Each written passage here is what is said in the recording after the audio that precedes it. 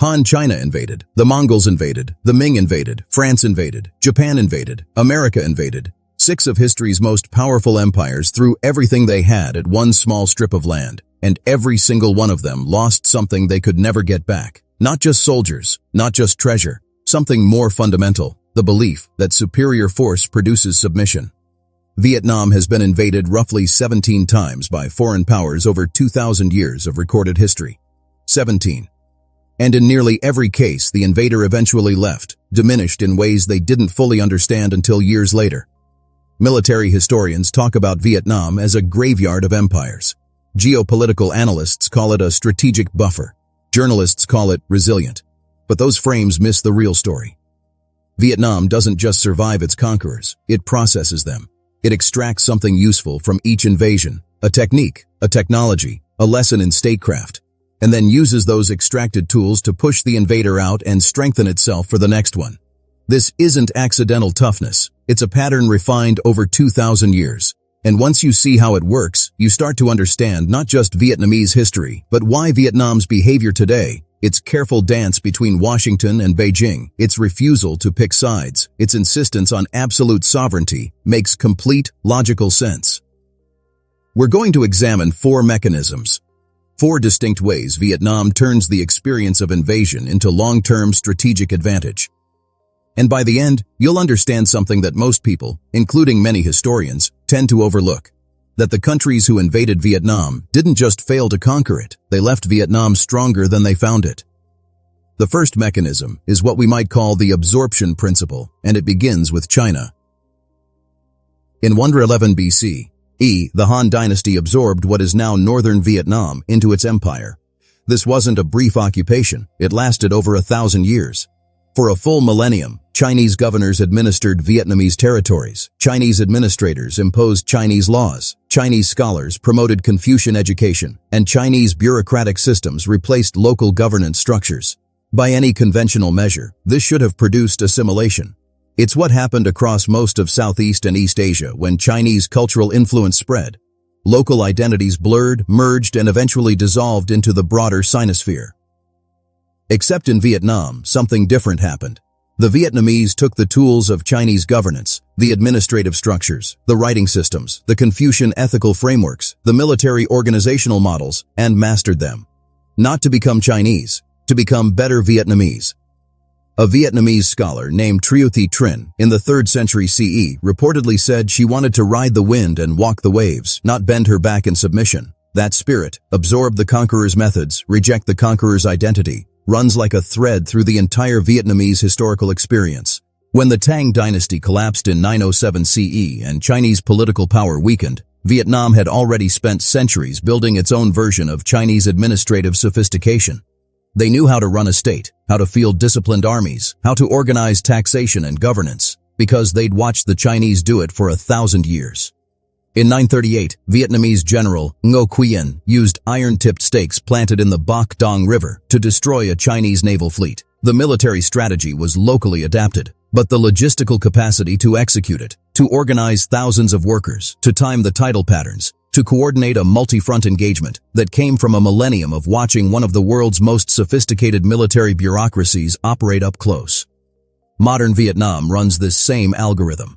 It joined the World Trade Organization in 2007, integrated deeply into global supply chains, invited foreign manufacturing investment, and used the resulting economic development to build state capacity, technological literacy, and diplomatic leverage. The method looks cooperative. The underlying logic is familiar. Absorb what's useful, preserve what's essential, use the first to protect the second. The second mechanism is harder to quantify, but arguably more decisive. What historians sometimes call strategic patience, but which might be better described as the patience architecture. Empires are expensive. They require constant energy to maintain. Soldiers, supply lines, administrators, propaganda, surveillance systems. Every year an occupying power spends in a hostile territory is a year of drain on resources that could be used elsewhere. Vietnam has historically understood this asymmetry with exceptional clarity. The goal isn't to defeat the invader in a single decisive battle. The goal is to make the invasion cost more than it's worth, across a timescale, that outlasts the invader's political will. The Mongols provide the clearest example of this logic in action. In 1258, Kublai Khan sent armies into Vietnam, then the Tran dynasty, and captured Hanoi. The Vietnamese court evacuated. No decisive battle, no heroic last stand, just strategic withdrawal, scorched earth, and a city the Mongols occupied but couldn't actually control. The Mongols came back in 1285 with a larger force, reportedly 300,000 soldiers and a naval fleet. Tran Hung Dao, the Vietnamese commander, wrote a famous military treatise during this period that essentially codified the patience strategy.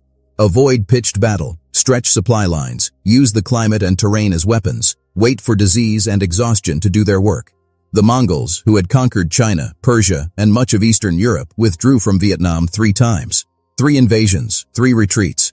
The army that made cities from Baghdad to Beijing submit could not outlast Vietnamese patience. 700 years later, American military strategists encountered the same wall. By 1968, the United States had dropped more bombs on Vietnam than the Allies dropped on all of Europe during World War II. The industrial capacity deployed was staggering. 543,000 U.S. troops at peak deployment, billions of dollars monthly, the most sophisticated military technology in human history. General William Westmoreland's strategy was built around attrition. Kill enough enemy soldiers, destroy enough infrastructure, and the political will to fight would collapse. What Westmoreland missed, what the Mongols had missed 7 centuries earlier, was that Vietnamese political will doesn't operate on the same timeline as a superpower's domestic political cycle. Ho Chi Minh reportedly told a French negotiator in 1946, "You can kill 10 of my men for every one of yours, but even at those odds, you will lose, and I will win." He was describing arithmetic. He was also describing architecture, a patient structure built to outlast any foreign power's tolerance for cost. Today, this mechanism manifests in how Vietnam handles its ongoing territorial disputes with China in the South China Sea. Vietnam doesn't escalate dramatically. It doesn't capitulate either. It files legal challenges, builds quiet coalitions, maintains economic engagement with Beijing, while strengthening defense ties with Washington, and waits. The approach is maddening to those who prefer decisive action. It is also extremely effective. The third mechanism is the one that makes the other 2 possible, the identity core. Every invading power that has occupied Vietnam has attempted, to varying degrees, to reshape Vietnamese identity. The Chinese imposed Confucian education and Chinese naming conventions. The Ming dynasty, which occupied Vietnam from 1407 to 1427, went further. They systematically destroyed Vietnamese historical records, prohibited Vietnamese cultural practices, and attempted to replace Vietnamese identity with a Chinese one. This wasn't unusual imperial behavior. It's what most successful empires do. Language, culture, and historical memory are the software that runs a society. Control those, and you control the people. The Ming failed. Not militarily at first, but culturally. The identity core held. A resistance movement emerged under a landowner named Le Loi, later Emperor Le Tai To, who drew explicitly on Vietnamese historical memory to mobilize popular resistance. Le Loi's revolt wasn't framed as anti-Chinese in the abstract. It was framed as Vietnamese people reclaiming Vietnamese identity from people who had tried to erase it. The emotional fuel of the resistance wasn't anger at taxation or military conscription, though those grievances were real. It was the refusal to become someone else. What allowed the identity core to survive a 20-year occupation and systematic cultural erasure? Partly the physical geography, mountain villages and river delta communities that Chinese administrators couldn't fully penetrate. But also something more intangible, a shared sense of distinction that predated Chinese contact, a Vietnamese relationship to land and community that Confucian administrative categories couldn't fully capture. Vietnamese folk religion, animist practices, and local traditions persisted underground, carrying cultural memory across the decades of occupation. When Le Loi drove the Ming out in 1427, Vietnam didn't re-emerge as a blank slate. It re-emerged with its identity sharpened by the experience of nearly losing it. This explains something important about modern Vietnam that confuses outside observers: the simultaneous openness to foreign economic engagement and fierce resistance to anything that looks like political or cultural subordination. Vietnam has welcomed Samsung, Intel, and Nike with open arms. It has also maintained a one-party state that keeps a careful eye on any foreign-funded civil society organizations, religious movements, or political networks. From the outside, this can look like contradiction. Through the lens of Vietnamese history, it's entirely consistent. Borrow the tools, guard the identity. Always. The fourth mechanism is the one the conquerors never anticipate, the lesson export. When empires leave Vietnam, they don't leave unchanged. They carry something back with them, a recalibrated understanding of what military power can and cannot accomplish, a revised strategic doctrine, sometimes an entirely new political movement shaped by the experience of defeat. Vietnam doesn't just survive its conquerors, it sends them home educated. France's defeat at Dien Bien Phu in 1954 was more than a military humiliation. It catalyzed a political crisis that ended the Fourth French Republic and contributed directly to the conditions that brought Charles de Gaulle to power. The Algerian independence movement took explicit inspiration from Vietnam's example. If a peasant army could defeat France, perhaps theirs could too. The lesson Vietnam exported to France wasn't merely "don't fight here." It was a fundamental challenge to the logic of European colonial empire, arriving at exactly the moment when that logic was becoming globally untenable. The United States carried home a different curriculum. Post-Vietnam American military doctrine, the Powell Doctrine, the emphasis on overwhelming force combined with clear exit strategies, the deep institutional skepticism of counterinsurgency, was written in Vietnamese classrooms. The all-volunteer professional military that replaced the draft, the War Powers Act constraining presidential military authority, the generation of strategic thinkers trained to ask, what does victory actually look like? Before committing forces, all of it traces back to lessons absorbed in Vietnam's highlands and river deltas. China's lesson came more recently and perhaps more personally. In 1979, Deng Xiaoping ordered a punitive invasion of northern Vietnam, a short, sharp military action intended to punish Hanoi for its intervention in Cambodia and demonstrate Chinese military capability to a watching world. The People's Liberation Army entered with expectations shaped by the belief that a smaller, poorer neighbor would fold under pressure. Instead, Chinese forces encountered fierce resistance from Vietnamese border militias, who in many cases had more recent combat experience than their attackers. The PLA suffered significant casualties. Estimates range from 6,000 to 25,000 dead in 3 weeks, and withdrew without achieving its stated objectives. The lesson China carried home was significant enough that it triggered a decade of military modernization reforms. The PLA that exists today, with its emphasis on professionalized command structures and combined arms operations, was in part designed in response to what happened in those 3 weeks. Vietnam taught China that military reputation and military reality are not the same thing. Notice the pattern across all 4 mechanisms.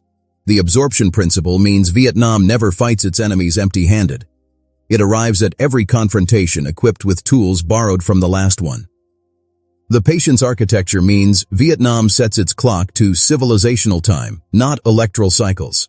The identity core means that no matter how deep an invader penetrates, there is something they cannot reach, cannot reshape, cannot absorb. And the lesson export means that defeat in Vietnam is never just a local event. It radiates outward, reshaping the strategic behavior of major powers for decades. What connects these 4 mechanisms is a kind of strategic judo, the systematic use of the opponent's force, scale, and resources against themselves. Every invader arrives with advantages, superior numbers, superior technology, superior economic capacity. Vietnam never tries to match those advantages directly. It lets them arrive, studies them, uses them, exhausts them, and then uses what it has learned to prepare for the next arrival. There is something almost counterintuitive about the cumulative result. After 2,000 years of invasion, Vietnam is not depleted. It is arguably one of the most strategically sophisticated small nations on Earth.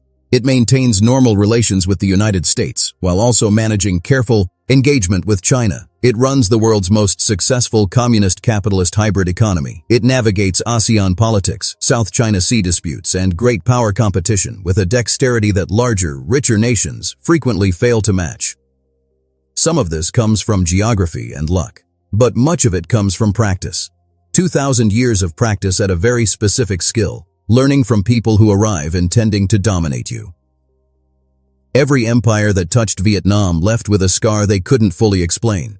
Not a wound from battle, but something deeper, a recalibration of what they believed was possible. The Han thought 1,000 years of cultural imposition would dissolve Vietnamese identity. It didn't.